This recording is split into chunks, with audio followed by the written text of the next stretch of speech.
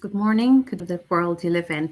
Today we're going to talk about, as part of the Lead from Your Soul, welcome to Lead from Your Soul podcast, thoughts for Thursdays at noon. Today we're going to continue our talk about development.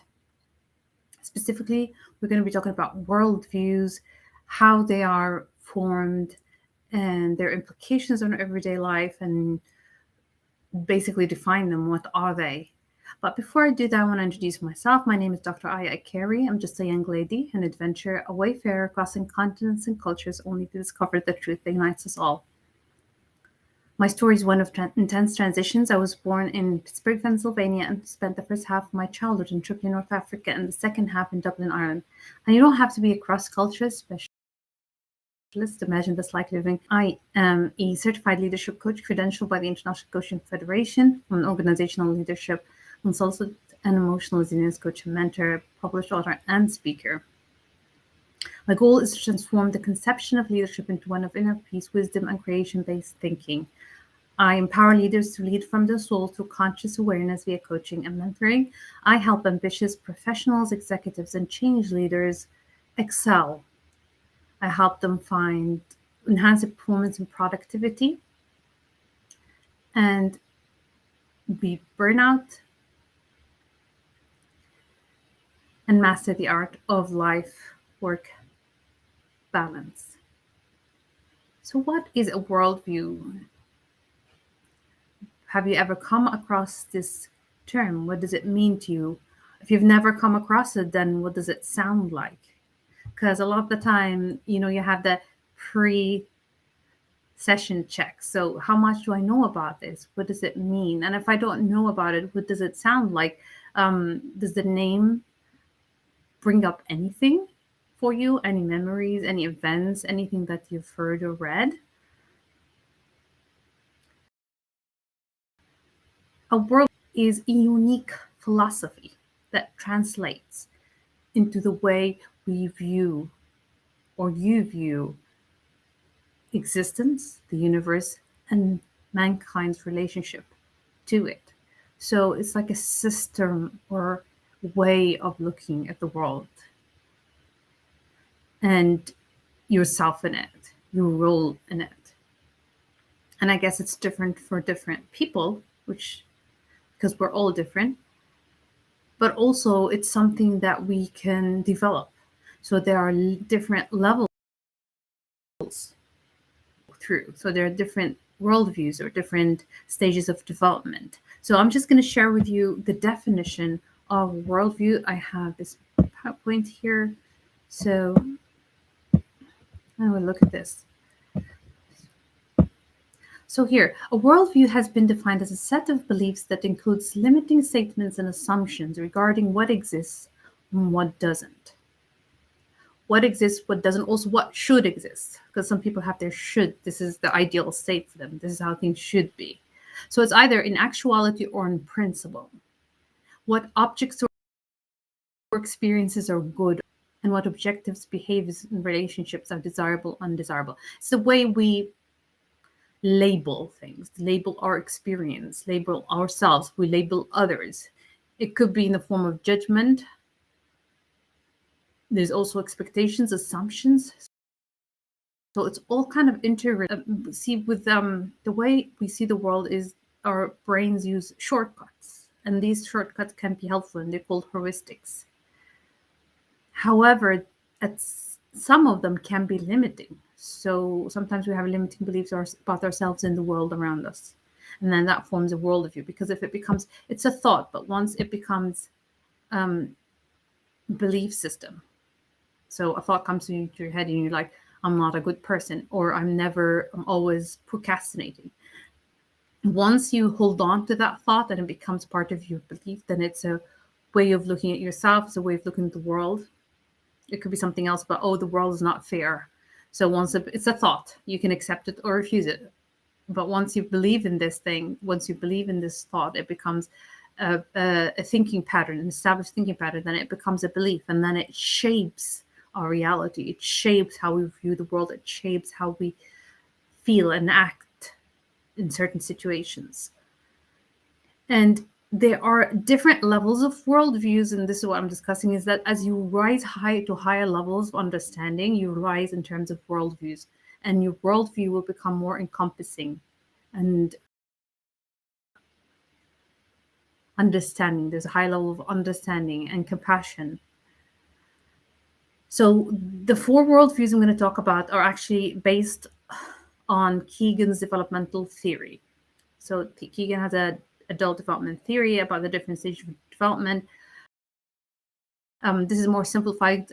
I lean towards this four levels because it's easier to for people to remember four as opposed to maybe like seven or more, right? Because we did discuss Torberay's last week and it was like seven. So sometimes it's easier to just break it down into four, and then it's easier to remember. It's easier to apply, because the thing is you want to be able to apply this to everyday life, because it's like, what's the point of knowing that there are different levels if I can't rise to a higher level, if it's not going to affect the way I show up at work and at home, the quality of my life, my peace, my inner peace, my happiness is all related to your worldview. How much understanding and how developed is your meaning making capacity. So as you have ascending tiers of meaning making capacity, they evolve as the person rises to a higher level of consciousness, or another way would be a higher, of talking about it, is a higher level of understanding. So I'm going to stop sharing here. So I'm going to start with the first type, the first level of, or the first worldview. So we're talking about number one, and it's called the self-sovereign mind. Self-sovereign. So they tend to be self-centered or egocentric. They feel like the world revolves around them. And it tend with this worldviews, usually we're talking about teens, young adults, but there are research shows that there are people in their 40s and 50s that are operating from this worldview or form of mind, as Berger calls it. World in terms of, what do I want? What's in it for me? So they see people as pawns, or as a way for them to get what they want. And their locus of control or authority is external and tend to relate by formal authority or title, or someone that has power over them. So they tend to obey rules or regulations out of fear of consequences. However, they will be willing to break the rules if they are able to get away with it, or if the rules get in the way of getting what they more like, what do I want? What's in it for me? How can I get there? And then everybody's just, it's only, the person is only visible to them if they're part of what they want. And they tend to have their thinking patterns and beliefs tend to stay fixed over time. And therefore, they believe that other people's thoughts and thinking patterns or beliefs are also fixed. And they find it hard to understand other people's perspective. To them, it's confusing and mysterious, and it's hard for them to show empathy, because it's like they can't understand others, and therefore they can't empathize with others. And it's not that this person is selfish, they're just doing their best with their current level of understanding. So they tend to be just stuck in their thinking. And even though sometimes if you interact with them, maybe someone at work or someone, a neighbor or a family member, and it just feels that they're so set in their ways, they don't listen, and people will label them as selfish or self-centered, or like they see it as a personality flaw, whereas in reality, it's just a developmental level that they can outgrow if they are willing to, and if they're aware that there's better ways of looking at the world, or more complex ways of looking at the world. So these people, if they're in an organization or a community, it can be very frustrating for others that they're operating from a higher level or a higher worldview. It's hard, it can be very frustrating for them to deal with people from this self-sovereign worldview or form of mind. So let's just see it in an example. I think the best way is just practical application. How does this show up in real life? So let's pretend the person A works in an organization, and they go in to make it a manager or his manager, right? And then when they're when he's there, then the assistant or the secretary of the manager mentions that one of his direct reports is actually has an appointment the following day to talk to the manager. And also then this person remembers that the manager tends to talk directly to his reports without like consulting him, and then there are decisions that are made and he just finds out about them later. So that kind of triggers a feeling within this person from the self-sovereign worldview.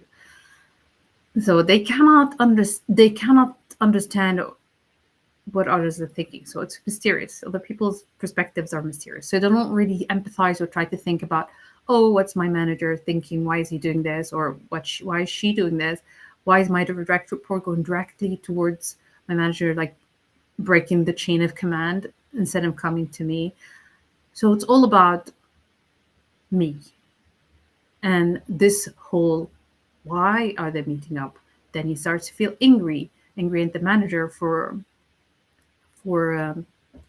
allowing this behavior, and also angry at the direct report for breaking the chain of command and not respecting the fact that that this Mr. A has an authority over them. And then suddenly this anger turns into concern. What is this about?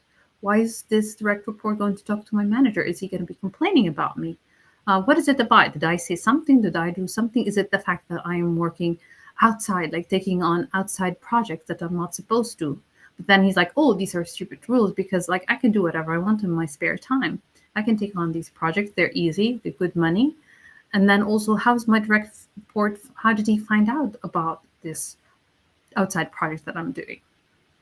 And also, maybe I could just go talk to him and I can prevent this problem from happening. So this person is only thinking about himself. This is a problem. I'm going to have to try to fix it before it happens, instead of thinking what could they possibly think about in terms of like their perspective, whatever's going in their life. It's more about what are they going to do to me.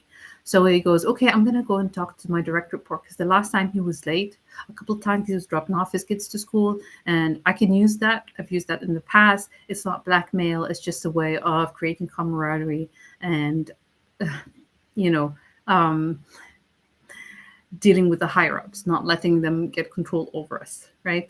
And so it comes down to, oh, I'm glad I found out about this appointment. I'm gonna go and talk to my direct report and fix this.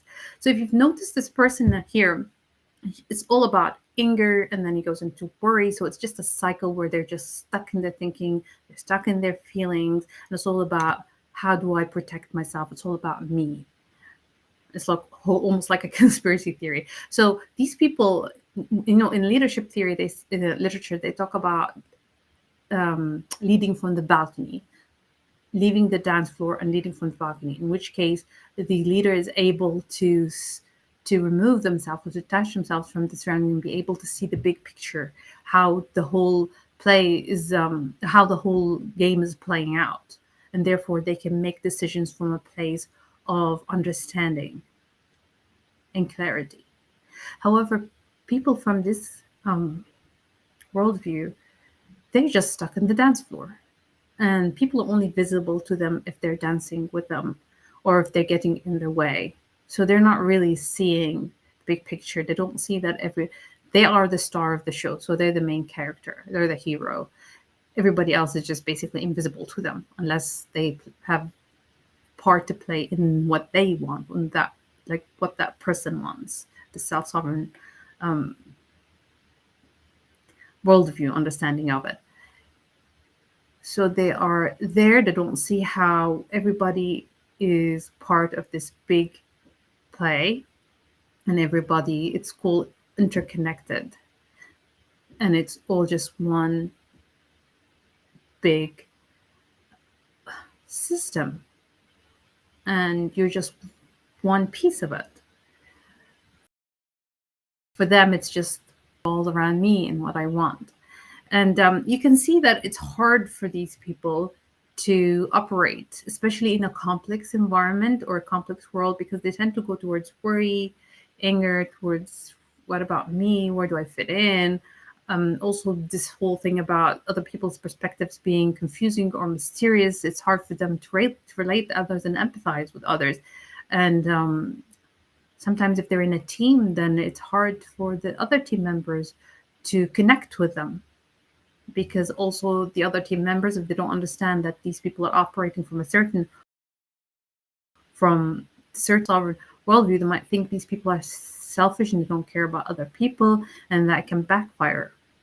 So it's helpful for people that are in this worldview to understand it, but it's also helpful for others to understand that these people are just doing the best with their current meaning making capacity. That's just their level of understanding. It's not that just they're trying their best. And perhaps when you see it from that view, then you have more compassion towards people. And if you're their manager, or if you are have a leadership role over them, then maybe you can help them develop to a higher level of understanding that would have more allow for more complete and more flexibility, less rigid in the way they see the world.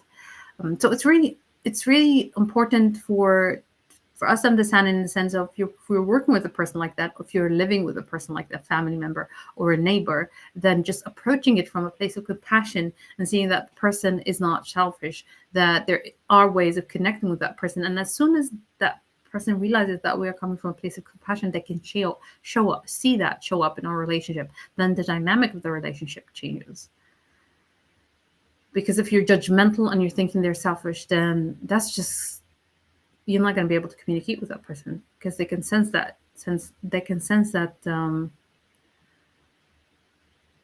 thinking that you have about them, that you are judgmental with them, the way you show up, you talk, and it makes it even harder to connect with them.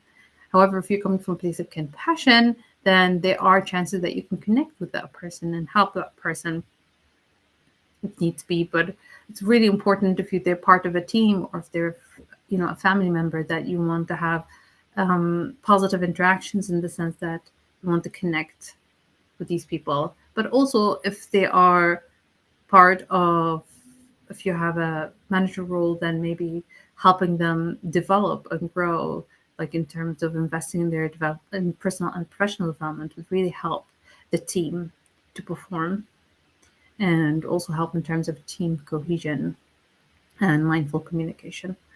So that is the part we want to cover today. I didn't want to have too much information.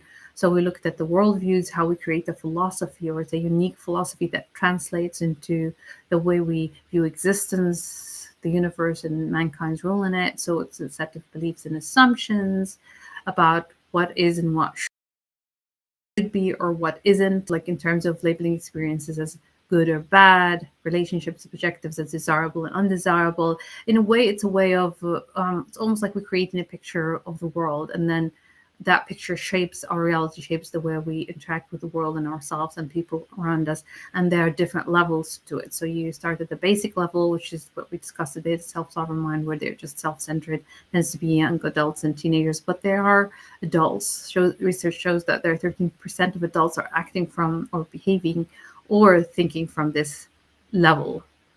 And then being able to help develop these people, but also being able to deal with them in a place of compassion and understanding, is very important for quality of life at home and at work. Less conflict, more communication, and better outcomes, better performance for everyone. So I'd love to hear your feedback and takeaways. If you're on YouTube, please like, share, and subscribe. And again, this is Dr. Aya Carey. Please have a look at my book, Lead from Your Soul, Lead from Your Soul, the 4 Worldviews of Inspiring Leaders. It's on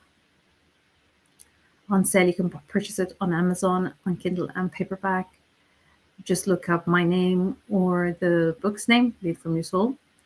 And you can download free goal setting workbook and guidebook from my website, www.ayacarey.com. Thank you for your time and have a wonderful day. I hope you enjoyed the session as much as I did. Thank you.